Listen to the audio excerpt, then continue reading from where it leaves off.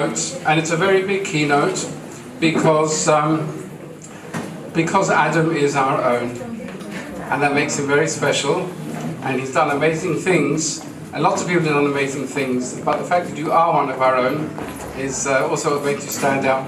So Adam, we decided we're not introducing the speakers because you've all read the blurb, but apart from all his brilliant education background and achievements, he's also a tremendously nice young man and very unassuming with it.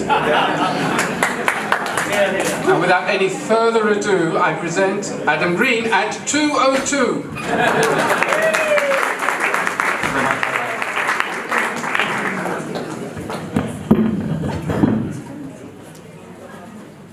So hello everyone, thank you for having me here today. It's a real pleasure to be talking to you about the Refection spacecraft. I was really honoured to be involved with the project for about 4 years, from 2012 to 16, where I was head of mission analysis, which is the team that plans the trajectories. It figures out where the spacecraft is, where it's meant to be, what manoeuvres it should do to get there, and so on.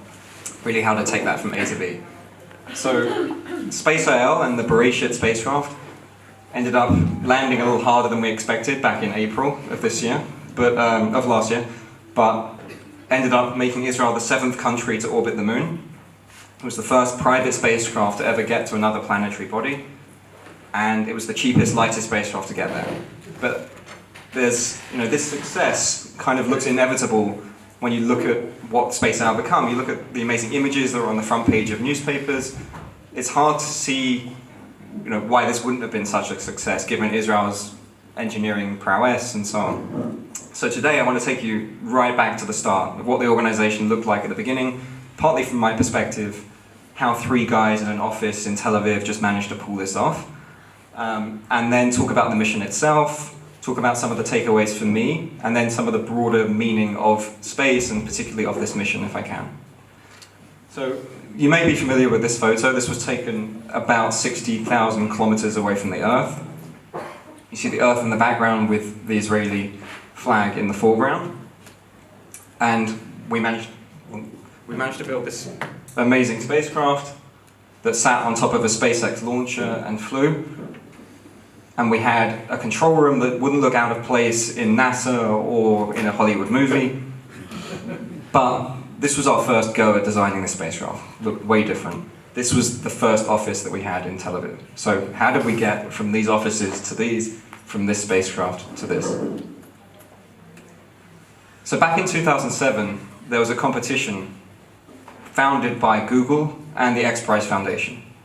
The purpose of this was to, as it says, to go back to the moon, but for good.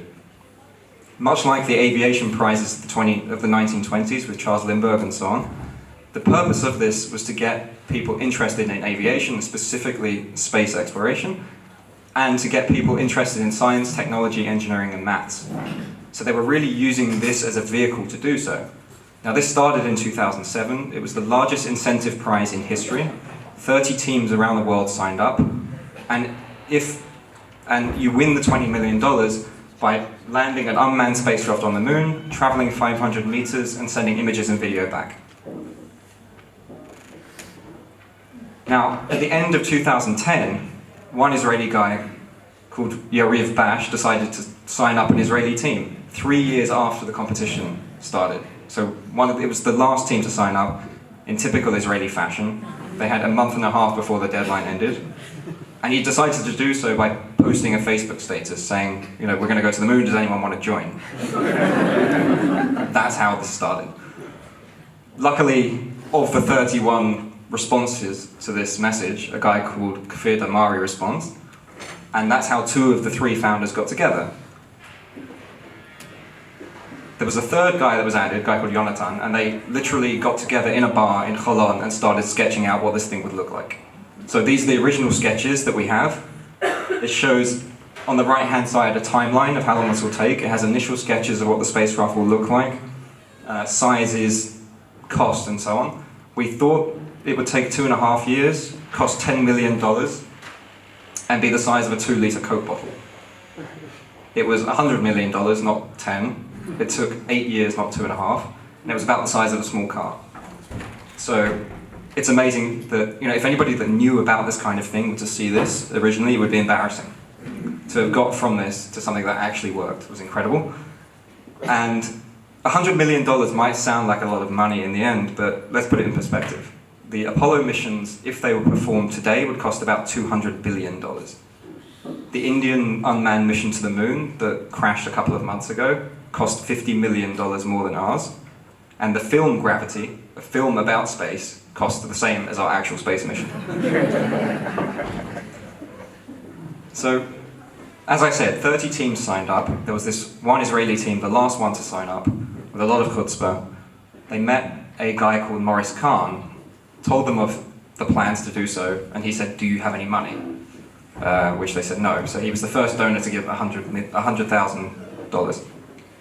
And the reason he did so is because SpaceIL was different to any other organization that was competing. It was the only one that was a non-profit and had purely social aims. So the aims of SpaceIL were to perform this lighthouse mission. Yes, to land a spacecraft on the moon. But why? To get Israeli kids interested in science, technology, engineering, and maths. It wasn't really about landing on the moon or the technological achievement. It was to do so in order to create this spark so that Israeli kids would go and study these fields and get jobs and so on. This was really modeled after the Apollo missions, where there was a huge spike in people wanting to become astronauts, not quite making it, but doing amazing things in related fields. And you could see this real impact on the American economy. Israel wanted to replicate that, and that was the purpose of SpaceIL. So it really enabled us to raise money a lot easier than any other team. We didn't have to make an investment case. Other organizations were saying, we can go to the moon and in 10 years' time we can mine some of the material and so on. This was a national mission for educational purposes. So SpaceIL was incorporated in 2011, and I think that even though we clearly had no experience and didn't know what we were doing, there were 4 things that were instilled in it right from the beginning that kind of guaranteed some amount of success. I think one is that there's a mixture of dreamers who can set this bold vision and say, in 2.5 years we want to go to the moon. A mixture of dreamers and experts. So we have these guys, we have Israel Aerospace Industries working with us, we have NASA consultants working for us and so on. The second is, it might sound a bit trite, but it's Israeliness. I can't imagine you could get up and say this kind of thing in any other country and really be taken seriously. Like, people actually invested money in this. Israel is the second most innovative place on Earth, and I think it's that combination of the innovation and the willingness to dream about crazy things that makes this kind of thing work. The other is, as I said, being set up as a non-profit with such a noble aim. It enables us to raise money a lot easier than anyone else. And the fourth is something called grit, which is this mixture of passion and persistence. It's something that Angela Duckworth, who's a psychologist, wrote a New York Times bestseller about this. It's the largest determinant of future success, more so than talent. So we may have lacked experience and maybe talent, but there was certainly a large amount of grit. So how did I get involved? So this was all going on in my 3rd year of university, and I was reading an article in the Jerusalem Post, which you can see on the left. In the middle there's a headline, "To go where no Israeli has gone before." And I was reading this, I heard about the 3 founders, and I literally sent one of them a Facebook message saying, "Are you the same Kfir Damari that's involved? If so, can I chat?" And I ended up doing an internship there for a couple of months over the summer, and wound up there the year after, forming and leading the team to design the trajectory. So as I said earlier, the SpaceIL that you might think of was a ramshackle existence in a Tel Aviv office, and this was one of the main design reviews that we were going through in our first couple of months there. This was where the magic happened. And it's amazing to see how it went from that to the amazing organization that it became. So, as you could see in that picture earlier, there were a lot of young faces around the table, and when I first got there, I thought it was crazy, but actually the average age of engineers at NASA during the Apollo missions was 28, and it's now 40. So there is some precedence for space organizations having a very young team. So before I talk about the mission itself, you might be asking yourselves why we've gone to the moon before, We've been traveling, there have been manned space missions and unmanned for more than 60 years. What's so hard about space? Why is this particularly interesting and innovative? Well, to put it into perspective, of the 30-something unmanned missions that have gone to the moon before, only 35% have been successful. Those are the missions that have been run by NASA, run by the Russian Space Agency. Now we have 3 Israeli guys with not much experience, not a lot of money trying to do it as well. So even just from the base stats, it's a very hard thing to do. Then there's the money. If you want to buy a launch into space, it costs about $60 million. And this was the thing that we were really innovative about. We actually, in, again, typical Israeli fashion, decided to hitchhike into space. So we were the first organization to more or less take an Uber. And with that, you know, we can save about 2/3 of the cost of a launch, but with that comes a whole host of technical complications. So we're now obviously sharing a rocket. We have half the space to build this thing in. We ended up designing the lightest spacecraft that flew to the moon, the smallest, but with that means you can't really carry any spare parts. So you end up taking a lot more risk in doing so. So because the mission is riskier, and you don't really have much control over the launch itself, you have to design a trajectory that accommodates that. So most missions to the moon before have taken about 4 days in one way. That's how long the Apollo missions took. This took a little less than 2 months. And it ended up being the longest journey flown by any man-made object to the moon. And we didn't know that actually when we were planning it. It just turned out to be that way. And the reason is, you have to create a trajectory that's very robust. If something goes wrong, which it did, then you have time to be able to fix it. The other problem is, most other launches to the moon can launch directly at it. We were going up with a communication satellite that was not pointing towards the moon. So we had to get up into space, wait a while, wait for the moon to get into the right location, and only then go, which is why the trajectory looks strange and took 2 months. So what are the things that can go wrong in space? Firstly, you're operating in an environment that you can't really test for on Earth. The temperatures go down to minus 270 degrees Celsius, high radiation environment that makes your computers reset, does really strange things to your electronics. You're in either full sunlight or full shade. There's no gravity. You have to do numbers of maneuvers, and if you're, for example, 0.1% inaccurate in one of those maneuvers, you go from hitting one side of the moon to the other. You have to be incredibly accurate. So you have to get through this daisy chain of events to then try and land on the moon, which is an incredibly rocky, cratered, harsh surface. And in some ways, not having people on board makes things easier, because you don't have to design all those systems. But in other ways, when it comes to the landing, you can't have somebody on the joystick moving into a safer location. And that's actually what happened in Apollo 11 when Neil Armstrong was flying down. He realized the computer was taking him into a dangerous location and could then move on. So ultimately, actually, things went pretty well throughout the mission. And luckily, we had a fantastic camera with us, so we got to take some great photos of both Earth and the moon on the way. So we're moving away. This is the photo that you might be familiar with. And then we arrive at the moon. And this is one of the most stressful points of the whole mission. All the other maneuvers that we do, if we don't do them correctly, we can wait and try again. If we get to the moon and don't slow down dramatically, then we'll just shoot past the moon and go into deep space.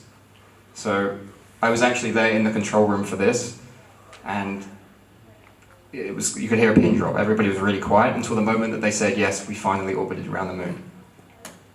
So then we come around the dark side of the moon, and what you can see here is the Earth.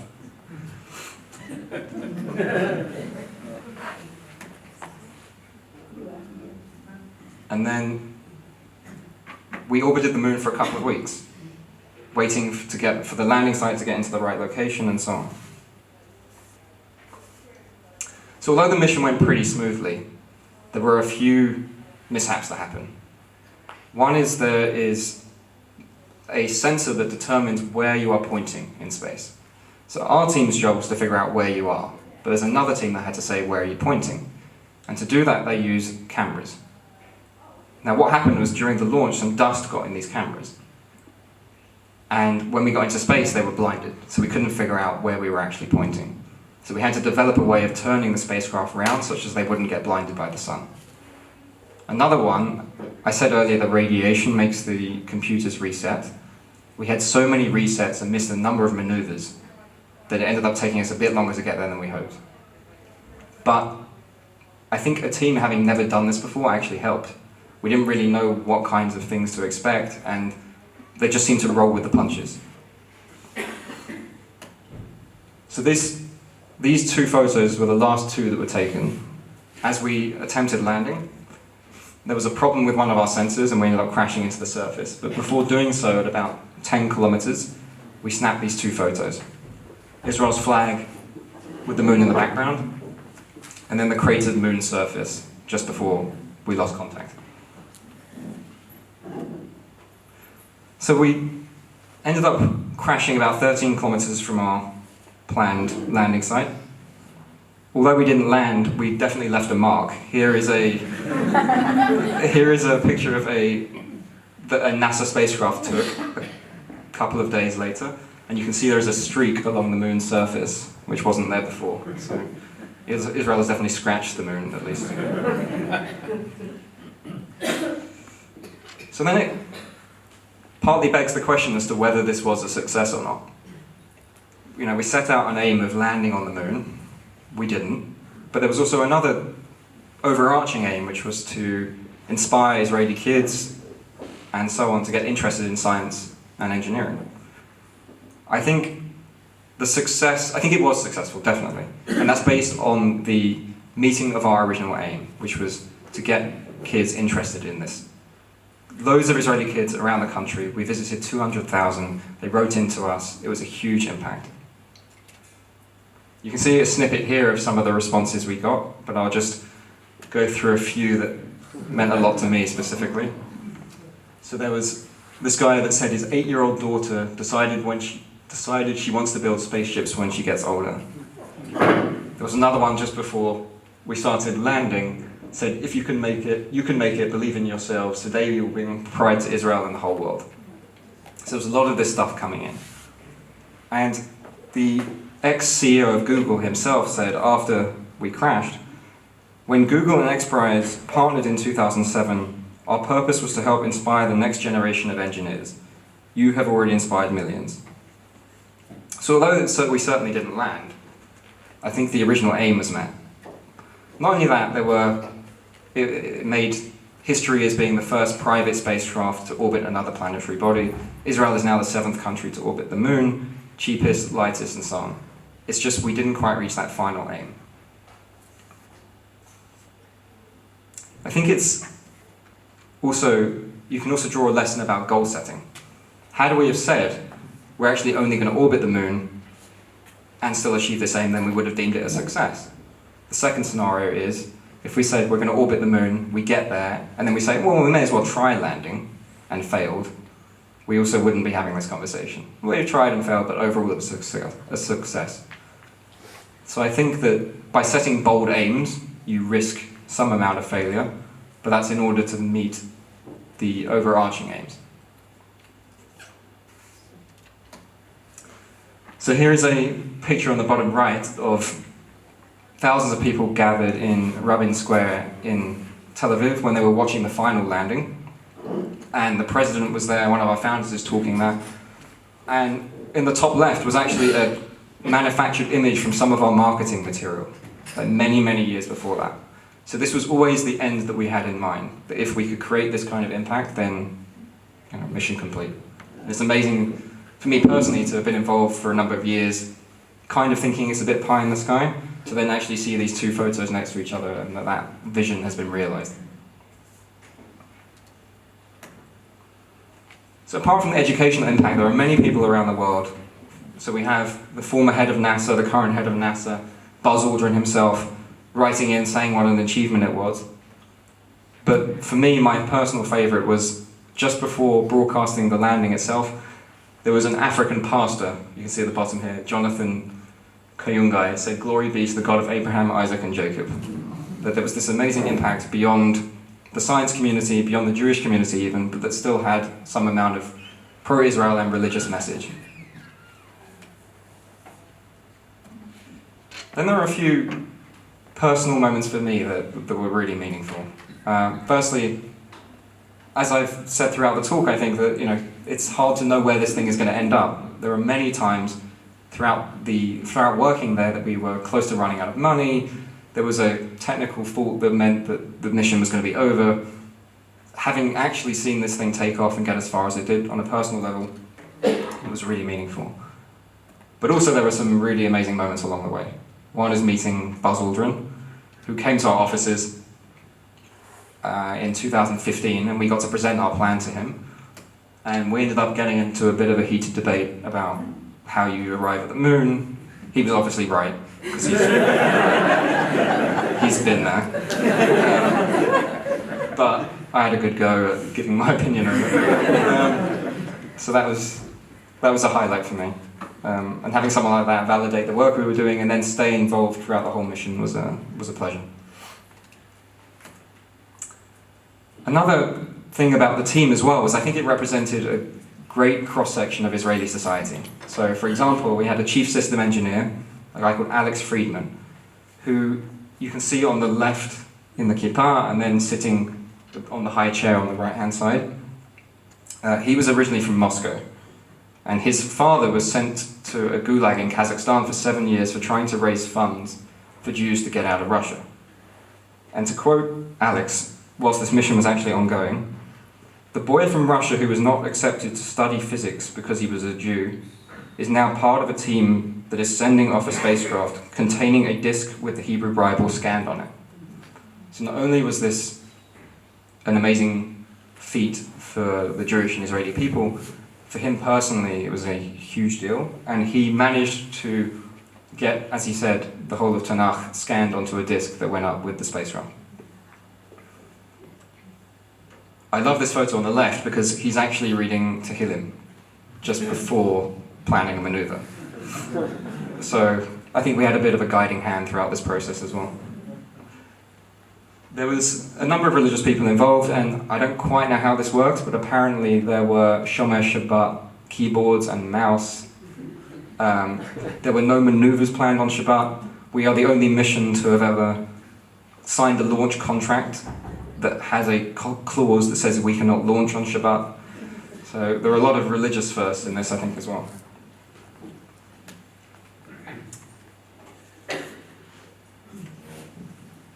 So before I end, there's also the question of, do we think that space is a worthwhile endeavor? Like what are the largest, what can we draw out from this? I mean, this was an amazing mission, but can we think of any larger ramifications of it?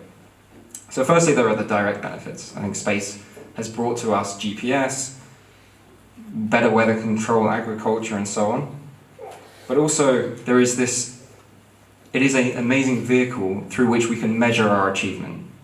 And I think JF Kennedy said it best: we choose to go to the moon not because it is easy, but because it is hard. Because that goal will serve to organize and measure the best of our energies and skill. So purely as a yardstick to measure our skills and abilities by is worthwhile, I think. The other thing is it's a great stage for looking at the universe and also for glorifying God. So there is a Hasidic teaching that says, kindness in God's making man up. There is kindness in God's making man upright. As he walks on earth, he sees the heavens, not like the beasts on all fours, they only see the earth. So I think when we look skywards and look at these amazing images, we can really see the awe in creation. And for example, there was a Apollo 8 mission that flew from behind the moon and saw Earth again. And when they did that, they read out publicly the first chapter of Genesis. I can't think of many readings of the Hebrew Bible that have got more of an audience than that. There's something that astronauts experience called the overview effect, which is the effect you get when looking at the Earth from a great distance. All national boundaries seem to blur. You look at this fragile ball of life, as it's called, and you start to think that maybe our personal squabbles or some of the even geopolitical issues we have aren't as important. Now, I can't claim to have had that view, but working on this for a number of years, you feel a little bit of that. With the community being so broad, you're constantly thinking in 3 dimensions and putting yourself out in this mindset of being away from Earth. So there are definitely people that have walked on the moon that have experienced this. I think I'll do it a disservice if I quote them. Rather, I think there's 5 minutes of video I just want to share with you that summarizes their thoughts.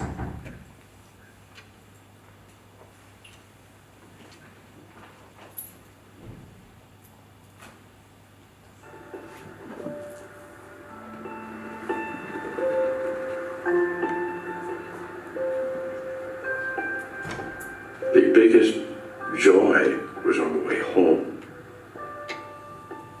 In my cockpit window, every 2 minutes, the Earth, the Moon, the Sun, and the whole 360-degree panorama of the heavens.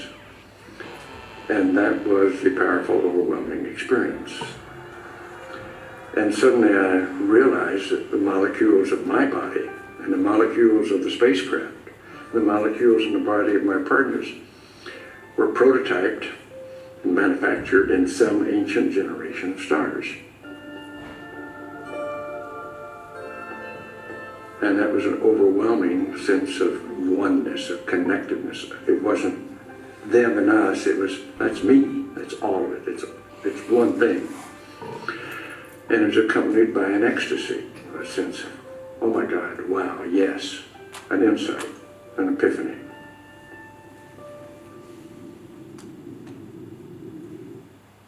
If you just bear with me 1 minute, there's one more, and then we'd love to open up to questions.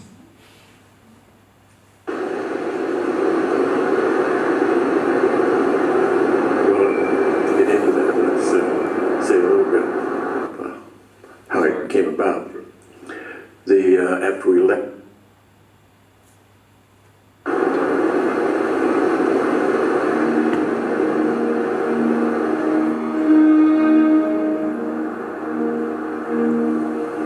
I felt that I was literally standing on a plateau somewhere out there in space, a plateau that science and technology had allowed me to get to. But now what I was seeing, and even more important, what I was feeling at that moment in time, science and technology had no answers for. Literally no answers, because there I was, and there you are, the Earth, dynamic, overwhelming, and I felt that the world was just too much purpose, too much logic. It was just too beautiful to happen by accident. There has to be somebody bigger than you and bigger than me. And I mean this in a spiritual sense, not a religious sense. There has to be a creator of the universe who stands above on our lives. I think if you do something that's drastically different, like flying to the moon and coming back again, everyone tells you how important it is, how wonderful it is, and how important, then by comparison, a lot of other things that used to seem important don't seem quite as much so.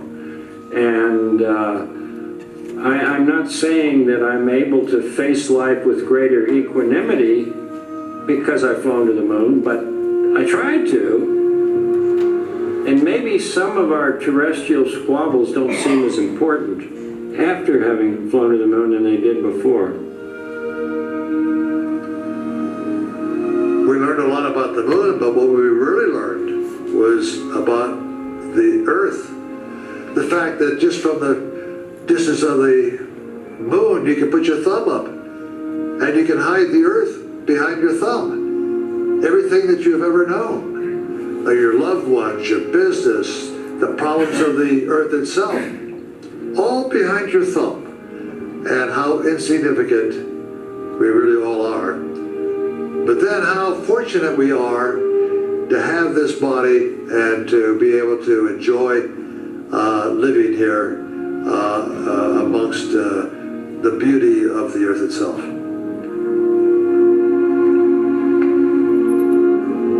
It truly is an oasis, and we don't take very good care of it. And I think the elevation of that awareness is a real contribution to, saving the Earth, if you will. Earth Earth has changed a lot since we started flying at Gemini. There's a lot of things like urban pollution, and you can see that when you hit orbit now. Atmospheres, they really do. We ought to be looking out for our kids and our grandkids. And what are we worried about? The price of a gallon of gasoline. You know, in the United States, they're worried about $3 a gallon gas. They said, that's awful. Since that time, I have not complained about the weather one single time. I'm glad there is weather. I've not complained about traffic. I'm glad there's people around. One of the things that I did when I got home, I went down to shopping centers and I'd just go around there, get an ice cream cone or something, and just watch the people go by and think, boy, we're lucky to be here. Why do people complain about the earth? We are living in the Garden of Eden. As I look back, if I use one word, I would use the word luck. I just feel very lucky. Neil Armstrong was born in 1930, Buzz Aldrin was born in 1930, Mike Collins was born in 1930. I mean, how lucky can you get? We just happened to along at the right time. I feel blessed every single day. Not a day goes by that I don't think, this is great. This was wonderful. Yeah, somebody had to go, and they happened to pick me, so it was great. So, I'd love to take any questions that anyone has about any part of the mission.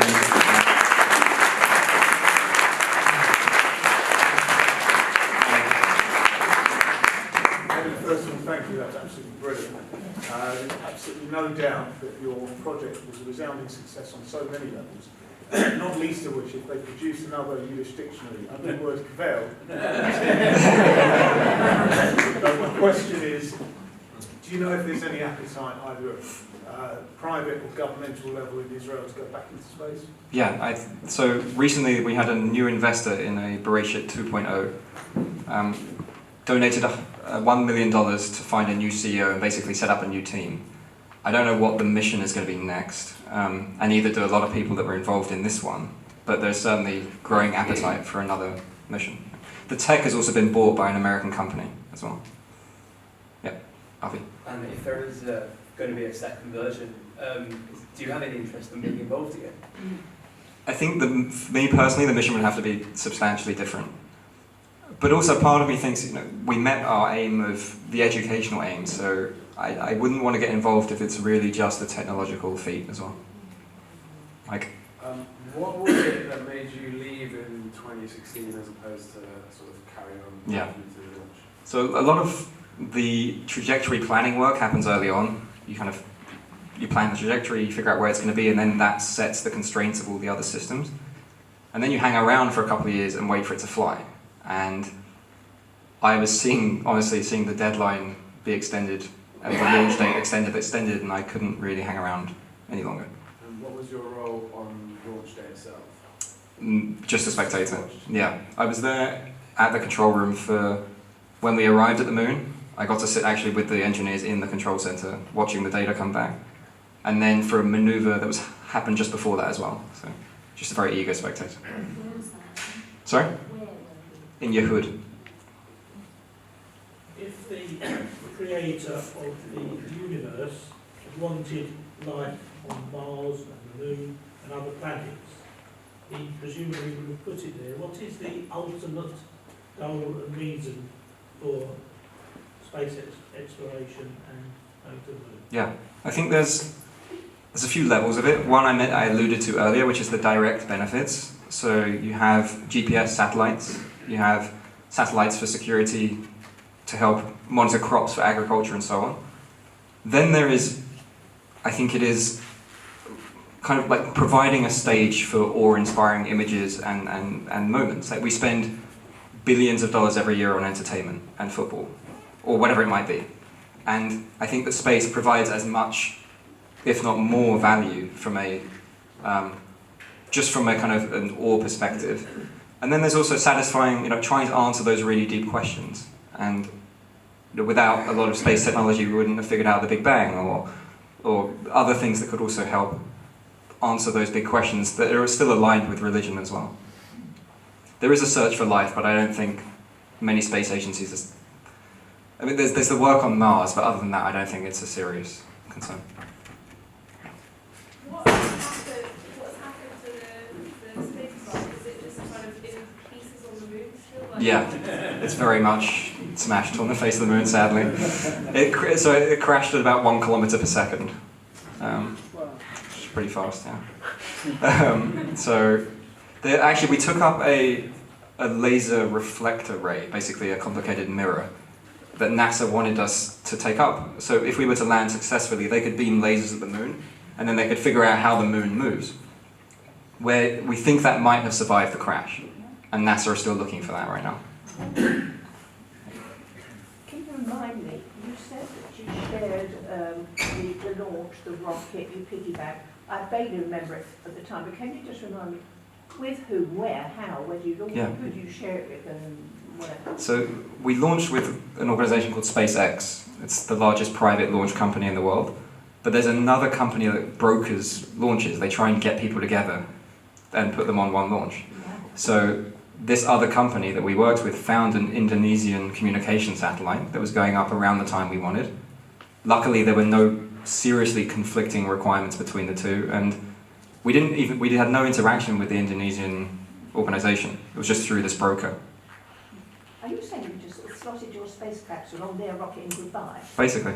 I wish I do have an image of it. There's a huge satellite. I mean, it must be about 5 times the size of ours.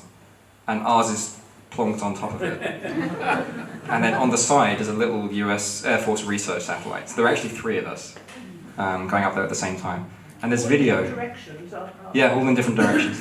The first one that was released was... Think about this.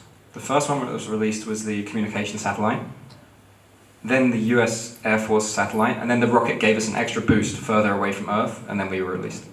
Wow. Yeah. Yeah. Adam, thank you very much. That was really interesting. Well, actually, maybe I'll call you Buzz from now on. I understand that you had some unexpected passengers. Yes. Can you tell us a bit about that? Yeah. So I think a couple of months after the landing, news came out that the Israelis had put something called water bears, or I've actually forgotten the name of the real name of these creatures. Tardigrades, thank you. And that we had somehow managed to smash these organisms over the face of the moon, and none of us knew about it. None of us from Space IL, NASA, from the Israeli Space Agency, or anything. So a bit of background about these organisms. These are the only known living organisms to survive in space. They've been tested on the International Space Station and so on. They go into this deep hibernation mode. And what had happened is the same organization that was putting the Tanakh in kind of disk form on the spacecraft was also putting the whole of Wikipedia and secretly smeared these organisms on it without telling anybody. And it violated loads of UN conventions, international law and so on. And then went public with it after we crashed, and much to the surprise of everybody else involved. Why? Sorry? Why? Why do we do that? I think, had we have landed, I don't know, because no one's going to go and check them out afterwards, so it was a very bold move. I don't think there's been any legal action afterwards. Yeah. You said that you were one of 30 Yeah. worldwide organisations trying to achieve this. Has there been any success? What number were you in the order, or are there more to come? So we were the last team to sign up. We were then the first team to secure a launch contract. So we overtook everybody very quickly. There's one other team called Astrobotic. They're based out of Pittsburgh, US, who have won a bunch of NASA private lunar exploration contracts. So they're now a fully fledged company. They'll be launching to the moon in a year or 2, I think. But it has nothing to do with this competition, and it's really to try and help NASA get back to the moon in a cheap way. Yeah. Thank you for your talk, Dr. Krieger. It was very interesting. You were saying at the start how it looked like you couldn't possibly succeed. It seemed like it was an impossible sort of challenge. Would you have any sort of words of inspiration for people who thought their basic thing was impossible and how it might be possible? I think it's for us, it was about reaching the next small goal. I think if you look into what you're going to have to get to right at the end, it would be daunting. But for us, it was always, we need to raise the next round of funding. We need to get to the next stage, and it just built up one from there. I don't remember thinking at the time I see a really clear path about how we're actually going to pull this thing off. But as I mentioned earlier, this grit that this psychologist was talking about, this mixture of passion and persistence, I think really helped us get there. Yeah. I gather Donald Trump wants to get back to space exploration. Do you think the Israelis can help him? There is so we've now licensed the technology for this to an American company who are trying to help in that mission specifically, yeah. But although there's a lot of great tech that came out of it, Israel is still quite behind on the whole manned mission stuff. Maybe in a few years, but it would take a while, I think. Yeah. What are the three guys now doing? One of them is doing a PhD at Stanford. The other is trying to help move along Bereshit 2.0. And the other has a really successful drone company. It's one of the top 5 drone companies in the world. He's amazing. That's Yariv, the guy that started the guy that signed up the first Facebook message. That's him. Yeah. Bit of a technical question. I don't know if it would have made any difference at all, but the fact that they smeared whatever they're called, that changes the mass. I don't know if but it probably makes a negligible change. We didn't even detect it, so I don't think it would be. They're tiny. They're very, very light. Okay. Yeah. Yeah. How much did it weigh? Without fuel, it weighed 160 kilograms. Yeah, it's really light. Yeah, Tonya. So I know there were other things on there, like capsules. Yeah. Would they survive? Did they, or were they hard enough? Were they sitting there on the surface of the moon with the capsules? I'd like to say yes, but I'd be lying. Yeah, I think they're pretty smashed, sadly. Yeah, Gary.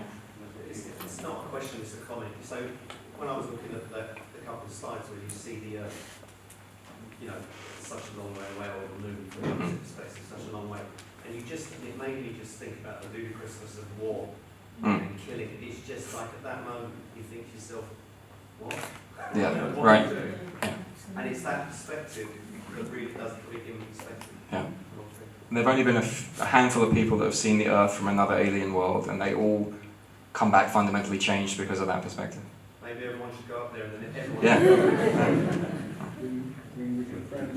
Yeah.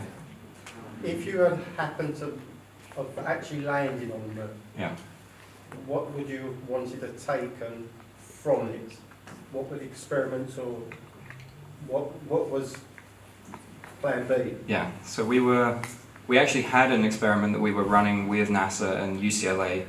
It was going to measure the moon's magnetic field. So nobody's landed on the moon for quite some time, and we were going to fly over very low and measure its magnetic field. And that's interesting because I might be getting the science wrong, it's been a while, but there are 2 theories for how the moon came about. One is that it was just formed on its own from a load of mass. The other is something hit the Earth and it chipped off. But the moon also has a really weird magnetic field. It has clumps of very high magnetism, which we don't have on Earth. So we were going to try and measure a specific area of very high magnetic field where we were landing, and then that was going to help inform which of these 2 options it was. Yeah, right. Or would you say it was probably the most direct impact that the whole experience had on you? On me? That's tough. I think probably this overview effect thing, to a very minor extent. I can definitely not claim that anything to the level that astronauts have or anything like that, but just being in this world for a number of years and talking to people that have experienced it directly. I think a small amount of that, I'd say. Yeah. What are you working on Management consulting. not as glamorous, I'm afraid. Yeah. Yes. Do you have any sort of thoughts of getting back into the technology side of something like this again? I think, yes, if there was a social aim behind it, definitely. I think that I also honestly struggle with space exploration for no reason. So if there's a very conscious reason behind it, it could be to better our understanding of the Earth, or like this, it's really tangential and is to get kids interested, then yes, I would love to. Obviously, there was a big goal and it was split up, you were saying, into each next round of funding, the next this, next that. What would you say to people who want to set goals, whether they're big goals or small goals, and how to actually achieve them, like having rules for success? Well, there's a lot about goal setting, and it normally is to set realistic, to do this big vision setting like they did at the start, but also to set realistic milestones along the way. It's there's a lot of research done about how to change habits. Even moving your bin in your office from one place to another is really tough to make any kind of changes. So doing things in increments that are very achievable on a short time frame is what I'd recommend. Samuel. Yeah, sorry.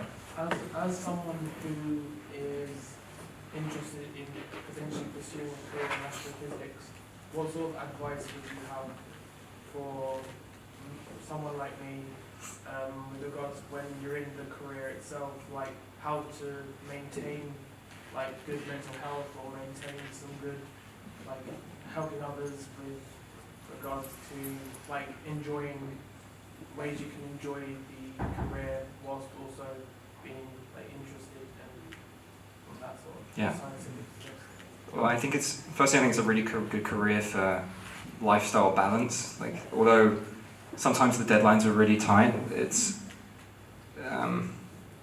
the hours are very manageable. I think working on projects that you're passionate about is also, I think, really good for mental health. And what helped us is also consulting with other people to offload any burden that we might have. Yes, I was leading a team, and there's a lot of money behind it and a lot of people's dreams behind it, but and it was stressful making decisions at times, but you never make those in isolation. Like, we made sure we had people within our organization who we could offload to, or people externally we could ask for help. How have you done this? I just wondered, how close to the surface did you manage to get to? When we lost contact, it was about 100 meters or something like that. We just then made contact. Well, we then hit it very hard. Yeah. It was all going well until about 10 kilometers above the surface. One of our sensors that figures out how much we need to thrust reset itself. And the whole spacecraft went through a series of resets before the engine had to turn on again. And when it did, we were going too fast and couldn't stop it. Well, thank you, everyone.